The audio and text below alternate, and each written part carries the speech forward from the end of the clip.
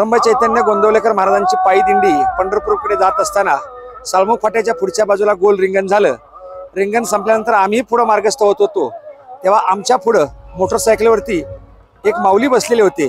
त्यांच्या डोक्यावरती एक कळशी होती, त्या कळशीवरती एक नारळ ठेवलेला होता आणि दोन्ही हातांनी मोटरसायकल धरून कळशी डोक्यावरती घेऊन ते पंढरपूरच्या दिशेने प्रवास करत होते। आम्ही त्यांना रस्त्यामध्ये थांबवलं आणि त्यांची जरा माहिती जाणून घेतोया। माऊली नमस्कार। रामकृष्ण हरी। नाव काय आपलं? रायबा सरकार। कोणत्या दिंडीमध्ये आता आपण? आम्ही केदार शहर शिवाजी शिंदे महाराज घोडसवाडी।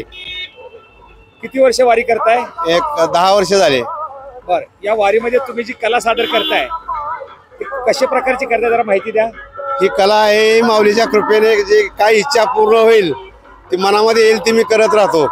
मोटर सायकलवर कळशी घेणे, समयवर 3 भांडी, गलासवर कळशी, हे माऊलीच्या कृपेमुळे जमलं जातंय। किती वर्ष ही सेवा देताय? मी 7 वर्ष झाले। या कलेकडे तुम्ही कसं वळाला ते सांगा जरा। आमचा बंधुराज ह्या दिंडीला होता। आमच्या घरामध्ये एक वाटपाचा कार्यक्रम चाललेला होता, पण त्याच्यामध्ये धाकटा बंधुराज आमचा वारीसाठी होता, पण ते येऊ शकत नव्हता। त्याच्या एक ह्याच्यावर 500 रुपयाच्या स्टॅम्पवर सही घेण्यासाठी मला थोरल्या बंधुराजांनी पाठवलं होतं।